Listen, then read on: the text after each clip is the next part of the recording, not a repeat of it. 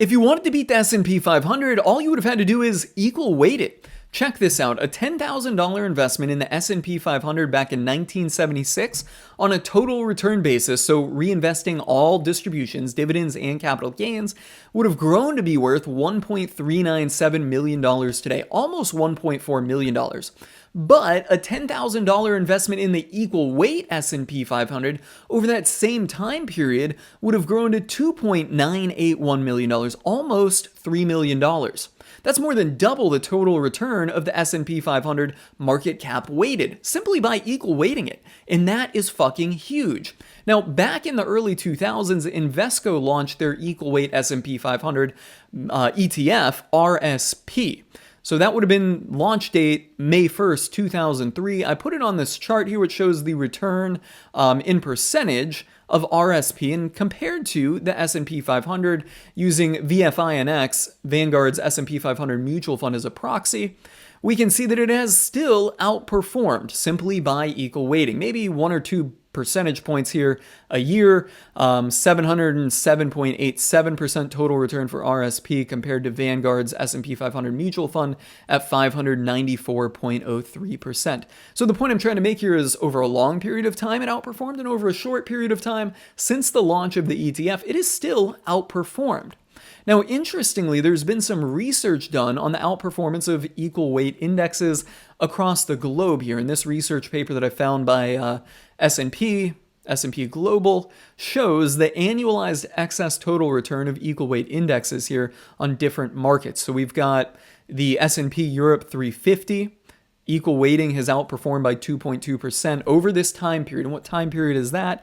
We can see down here data as of December 31st, 2017, statistics based on 15 years of total returns in local currency annualized, except for S&P South Africa 50, which is based on 10-year data. Okay, so this is 15-year data going through 2017, except for South Africa 50, which is on 10. So over this period here of early 2000s to mid 2000s, the S&P Europe 350 equal weighted outperformed its market cap weighted index by 2.2%. S&P 500 over this time period outperformed by 2.1%. South Africa 50 by 0.9%. S&P 400 Midcap 0.6%. Now this I find interesting. S&P 500 really outperformed by equal weighting. Equal weighting the S&P 400 Midcap really didn't outperform that much. Outperformed a little bit, 0.6%. And then small cap, there really wasn't any outperformance, 0.2%. I think we will come back to that. Let's look at the portfolio composition, though, of RSP and the S&P 500. So the equal weight S&P 500 ETF RSP and the S&P 500. I guess we'll go to the equal weight S&P 500 first here. And we will look at portfolio. Actually, I guess we'll start with the S&P 500 first. I don't know where I want to start. But anyways, on the stock style chart, we notice that with S&P 500, its portfolio composition is largely very large companies, right? It's market cap weighted, so it's going to be heavily weighted in the largest market cap companies. And it's leaning more towards the growth side of the spectrum. Right, it is technically a large blend fund, I think, but it's got a lot of exposure to large growth and very large growth. It's really kind of tipping the scales up there. And then if we come down to the portfolio, we can see it's heavily weighted in tech, heavily weighted in healthcare, with very little exposure to materials, real estate. I'm surprised to see that so low. Energy, and then also utilities, but a really, really huge tech tilt. And then for holdings, this is interesting. Percent of assets in the top 10 holdings, 29% of assets, 29% of the S&P 500 is in the top 10 holdings. So this is very top heavy weighted. That's characteristic of market cap. Now let's look at the equal weight S&P 500. We can see the difference. A large blend, we can see that up here, whereas equal weight S&P 500 is really coming down here, holding a lot of mid-cap stocks, getting more of a value tilt than a growth tilt. And if we slide down, look at the sector exposure. This is where things really kind of get interesting. S&P 500, I think, had about 26% exposure to tech. What was that? 24.78, 13.77 to healthcare. Equal weight still gets 13.06 to healthcare. But then all of these other ones here, like basic materials, which were a lot lower in the S&P 500, was in the 2% range, real estate, utilities, energy, they all get a lot more exposure. So there's, I would say with the equal weight S&P 500, there's much more diversification to sectors. You get much more sector diversification in the S&P 500 equal weight than you do the S&P 500. And then here's cool, percent of assets in the top 10 holdings, right? So when you're equal weighting the S&P 500, the top 10 holdings only represent 3% of the assets. Roughly 0.25% each. Some do grow in between rebalancing. I will say the S&P 500 equal weight rebalances quarterly, whereas again with S&P 500, 29% in the top 10 holdings, right? So you're getting much more diversification in the equal weight across sectors of the S&P 500, and then also across size of the companies. You're getting a small tilt and a value tilt, really, with the S&P 500 equal weight. Now let's take a look at the risk profile associated with equal weighting. When we look at the RSP equal weight ETF, we can see a standard deviation of 20.32. Whereas if we look at the S&P 500 market cap weighted, we see a standard deviation of 17.54. So the standard deviation a little bit higher with equal weighting, meaning it's a little bit more volatile. And this is perfectly normal, I'd say perfectly characteristic of an increased exposure to small cap stocks. Small cap stocks are more volatile than large cap stocks by nature. Hence, that's reflected in the standard deviation of RSP. Now, if we put RSP and the S&P 500 on a total return chart and look at the drawdown during the great financial crisis of 08-09, I would expect that we'll see a larger drawdown in RSP than we would the S&P 500. Again, largely because of its equal weighting and its small cap tilt. All right, so they're on a chart. Now, if we drag the date parameters just to kind of narrow in on that 08-09 crisis. There we go. We get another one. When it loads, TikTok Morningstar. There we go. Yeah, we can see that RSP equal weighted had a little bit more of a drawdown than the S&P 500 market cap weighted. So yes, RSP and equal weighting is technically a little bit more risky, but I really don't think that this is something that many investors are going to or should consider when they're investing. Fundamentally, you want to invest based on where you think things are going to go in the future, not necessarily over, a slight change in standard deviation. That said, RSP equal weighting isn't at risk of going to zero or something, right? Its ultimate risk is no more than that of the S&P 500 in terms of like capital loss. But in the short term, there's going to be more volatility and probably a slightly larger drawdowns with RSP than there would be with market cap weighted S&P 500. The other thing too to consider is taxes. Taxes of equal weighting.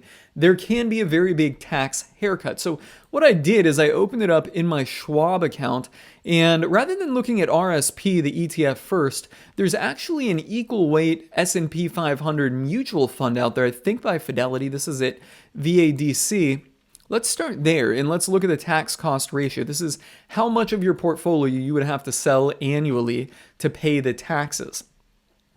And we're going to look at a 5-year basis because there's not a 10-year for the ETF RSP. But on a 5-year basis, we can see it's 1.54% for the mutual fund. And mind you, it's generating so much tax equal weighting because it's rebalancing quarterly. So every quarter, it sells some of what it's gained and it's bought some of what it's lost. So every quarter, there are transactions to rebalance it. That's why equal weighting generates far more taxes than market cap weighting. So just look at this here. The mutual fund we're looking at has a tax cost ratio annually over 5 years of 1.54%. If we go to the ETF, this is cool. The tax cost ratio over 5 years is 0.73%. So it's less than half the tax cost ratio of the mutual fund. And that is because mutual funds don't fundamentally they sell them, but technically, they don't technically sell their shares. They exchange their shares with an authorized participant.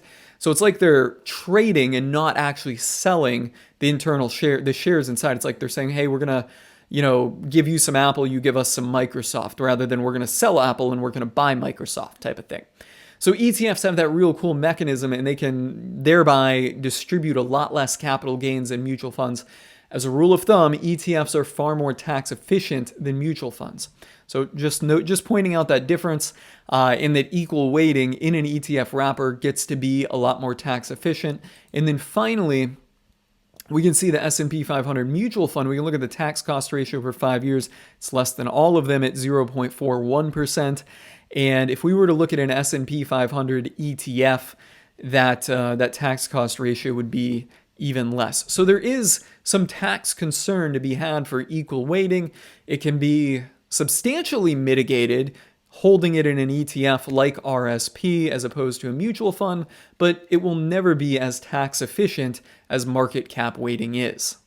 So what is responsible for delivering the outperformance here? Whenever this chart loads, I was just gonna kind of go back and show the outperformance of the equal weight S&P 500. What is responsible for that? And ultimately, I'm going to be upfront and say no one really knows, but there has been some research done here, like this research paper I found by Northern Trust Asset Management, which did some regression analysis, basically showing its coefficient to the Fama-French 5-factor model. And, relatively speaking, the only thing we can see here that really stands out is it does have a good bit of exposure to the size factor. Everything else just kind of muddles around or muckies around. We don't really see anything in this time period between 1994 and 2020 that is clearly a definitive factor in this regression analysis. Momentum, on the low side, we can see small minus big, which is the size factor, is basically consistently high on this chart, while as momentum is on the low side of this chart. So it seems to benefit from exposure to the size factor and benefit also from a lack of exposure to momentum. And that probably helped it out in the 2000s when things got kind of bubbly here. And if we look at the chart, the equal weight S&P 500 probably did pretty well through the 2000s. Actually, let's look at it on Y charts. I set the date range to start on 1/1/2000. And yeah, we can see through the lost decade of the 2000s, the S&P 500 equal weight clearly outperformed here. And I think that was largely due to lack of exposure to the momentum factor, which probably went down more than the S&P 500 did through the 2000s. And also, it certainly had something to do with it not getting so, not getting so much exposure to specific sectors, right? So starting here in the early 2000s, tech was, like it is now, a very large percentage of the S&P 500, probably about the same, probably about 25%. Whereas equal weighting it would have had much lower exposure. So it was kind of avoiding the bubbles, right? And that, again, clearly reflects what we see here in this chart. These charts kind of reflect each other, the total return during the 2000s and the regression analysis here. But still, there is no clearly defined factor that is responsible for the outperformance of the S&P 500 equal weight. Now, there is some theory and some data to back up that exposure to the value factor does contribute to its outperformance as well over a longer period of time. We can clearly see here on the Morningstar stock style chart, it is going more towards the value side of the chart. It's more of a value-oriented holding than holding the S&P 500. And again, we can also see on this chart the size factor reflected here.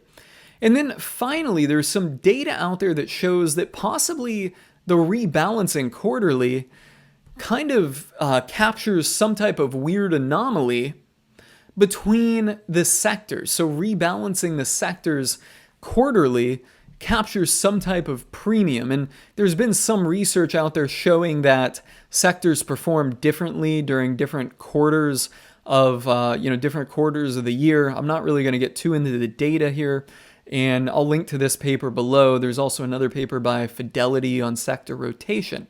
So potentially rebalancing among the factors, or not rebalancing among the factors, but rebalancing among the holdings in largely the sectors captures some type of weird anomaly from, well, rebalancing among the sectors and different sector performance during different seasons.